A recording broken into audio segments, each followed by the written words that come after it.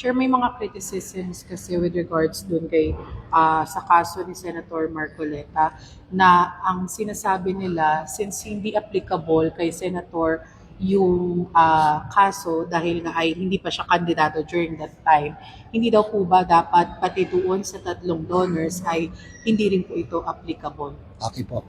Hindi niyo po napansin, sana po, lalo na po yung mga nakakaunawa at saka yung mga nakapag-aral ng batas, hindi po dinesisyonan ni Comelec and Bank ng aking mga kasamahan. Ako po kasi hindi nag-participate, di ba? Hindi po din nila dinesisyonan ang kaso patungkol sa kandidato ba o hindi kandidato. Kasi hindi po yun ang issue muna. Doon muna sa issue ng whether kandidato o kandidato na ba siya o hindi pa kandidato. Ang issue, hindi na i-report, wala yung pangalan ng donors. Hindi po ba sinasabi natin sa Section 109 ng Omnibus Election Code, dapat kasi nakalagay yon yung pangalan ng donors.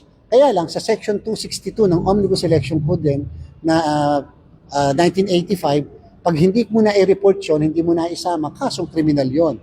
Pero sa Republic Act 7166 na 1991 na batas, yung pong Section 39, at aaminin natin may Section 14 din doon sa 7166 na nagsasabing dapat magsasubmit ng SOSE ang mga kandidato na nakalagay yung mga detalye. Pero pag tinignan niyo po yung Republic Act 7166, hindi po ginawang kriminal yung hindi pag-comply sa Section 14. Pero maliwanag yung Section 39 ng batas na yon ay sinagsasabi yung Section 109 na nagpaparusa at magpapakulong sa isang kandidato na hindi sumunod sa kung ano dapat i-report niya ay isang kasong kriminal. Ito po yung decriminalize. Okay, ngayon, yung po ay para sa kandidato. Take note, ang COMELEC PIFAD, Political Finance and Affairs Department, paulit-ulit kong binabanggit, ay parang isang pulisya. Ang purpose nila mag-imbestiga lang kung talaga bang may nakumit na krimen.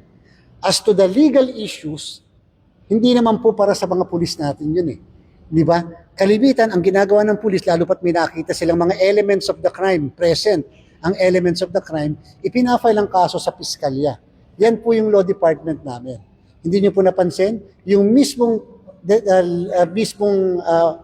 ginawa ng PIFAD at yung ginawa ng COMELEC and Bank, hindi nila diniscuss yung issue ng pagiging kandidato o hindi kandidato. Bakit? Kasi alam po ng NBank at ng PIFAD na pag nagkaroon ng kaso na formally sa law department, which is yun ang pinaka-piskalya, di ba po pasasagutin pa naman yung mismong mga contributors? Hindi pa naman po sila nakakasagot talaga officially sa PIFAD eh. Kasi ang pinasagot po talaga doon ay yung mismong kandidato, yung nag-file. Hindi po ba pagkakataon din po pag nasa piskalya ka na, meron tinatawag na preliminary investigation. Doon po, naandun lahat ng pagkakataon na sila ay makapagpaliwanag, i-set up yung depensa. Kung ang sabi nila ay hindi pa naman kandidato yung binigyan namin, so fine, yun po ang kanilang depensa. Hindi pa naman po sila official, formal na kinakasuhan sa korte. Wala pang tinatawag na probable cause para i-charge. Ito po ay nasa issue pa lang din ng pagkukonduct ng, kung sakali, preliminary investigation. Lumampas lang tayo sa pulisya, nasa piskalya pa lang. At ang sabi po ng PIFAD namin, mukhang dapat may kasuhan sapagkat yung probisyon ng Section 99 ng Omnibus Election Code na nagsasabi na dapat mag-report ng contribution yung mga contributors at donors kapag sila ay nagbigay sa mga kandidato ay hindi po na-amend o na-repeal ng Section 39 ng Republic Act 7166. Wala po siya sa enumeration. Alam po namin na magiging issue nila, i-re-raise nila. At yan po yung lumalabas na nire-raise nilang issue na paano sila parurusahan, napaka-unfair, samantalang yun daw po na mismong nag-akyat bahay ay nakaligtas, yung lookout lang ay hindi po nakaligtas. Sa amin pong palagay, mukhang hindi, pasensya na po with all due respect, mukha po hindi po sapat o tama yung pagko-compare ng ganong klaseng kaso. Kapag po kasi akyat bahay, ang tawag po dyan, conspiracy. Sa conspiracy, the act of one is the act of all. Kahit lookout ka lang, pero kasama ka sa pagpaplano, kasama ka sa kabuuan ng kaso. Dito po kasi sa election cases, wala pong conspiracy na tinatawag. Your act is your act alone. And therefore, hindi po kinikilala ang conspiracy dito. Maliban na lang kung may maglilink na ikaw ay alam mo rin yung kasong ginawa. So, yun po yung gusto lang nating sabihin, na hindi pa po tapos ang kaso.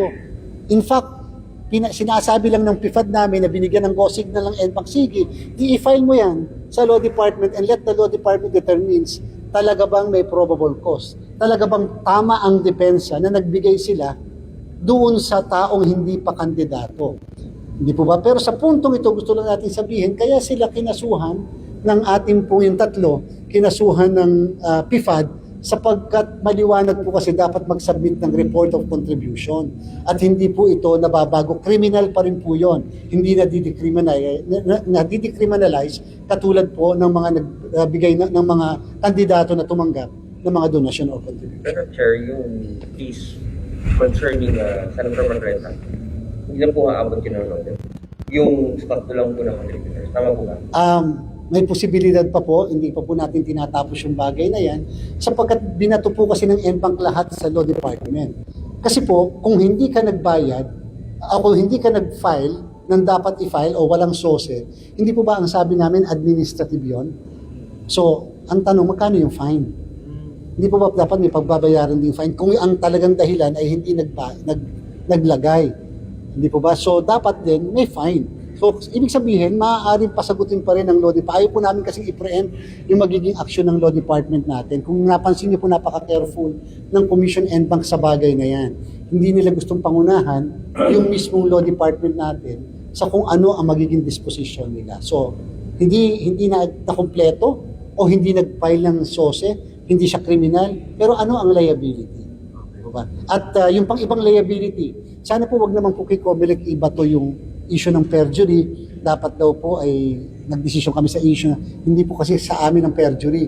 Ang perjury po, for information, ay punishable by the revised penal code. Lahat po ng violasyon ng revised penal code sa piskalya pinafile.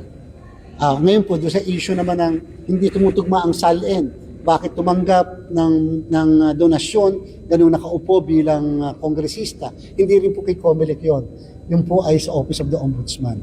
Yung po ang dahilan kung bakit yung nag-file ang isa pong organisasyon ng kaso sa Office of the Ombudsman, nangyarapat nila na ibato kay Comelec ang issue ng SOSE at na-retain sa kanila ang issue ng SALN sapagkat sila po talaga ang may jurisdiction nito. Meaning, hindi pa po tapos ang lahat kasi may kaso nakapending sa opisina ng Ombudsman at may binato sila sa amin na kaso na binato naman sa Law Department ng Comelec. So Joe, what are the next steps ngayon? Anong inaabangan natin? Kung sa Law Department, inaalam pa yung liability ni Senator Marcoleta, yung sa tatlo, kakasuhan na ba? Ano po bang Hindi yung napansin na binibigyan pa ng pagkakaano ng taon ni Comelec, lalo na po yung mga donors o yung contributors. Hindi pa po kumikilos yung aming PIFAD para mag-file officially ng formal na complaint sa Law Department. Yun na po yung dapat kasunod eh. Magpapile sila ng official na complaint, parang kinakasuhan na nila directly yung tatlo as an election offense sa Law Department lang namin, hindi sa korte pa. Hindi pa po nila ginagawa. Bakit? Kasi nga po, ano pa bang remedy ng pwedeng mangyari o gawin ng mga respondents, ng mga contributors o donors. Ang maganda po nito, sabi nga po natin, we have to bark on the right tree. Saan ba tayo dapat kumakahon? Batas po kasi ang pinag-uusapan, wala pong magawa si Comelec, nakatali ang kamay natin, talaga pong dapat baguhin ang batas. Magkaroon ng pagbabago ng batas. Sinubukan na po ni Senator Miriam Defensor Santiago na ibalik sa dating senaryo na muling gawing kriminal yung hindi pagre-report ng tama. Unfortunately, yumao siya na hindi po naipasa yung batas. Ngayon may panukalang batas si Senator si Congressman ng isang party list na pinabalik din niya. Ibig sabihin, ang senaryo kasi sa kasalukuyan, decriminalize siya. Alam niyo po, maganda sa pagkakataong nangyaring ito, anybody can go to the Supreme Court. Pwede po makapunta sa Korte Suprema. Question yan ang amin po naging aksyon. Kung walang batas, kung ano man yung maging desisyon ni Korte Suprema, magiging guidance ngayon ni Comelec sa mga susunod na halalan hanggat walang batas. Kasi ang Supreme Court once na nagsabi, batas po sa atin yon. Kahit na hindi magpasa ang Kongreso ng isang formal na batas na nagbabago at nagbabalik sa dating sitwasyon.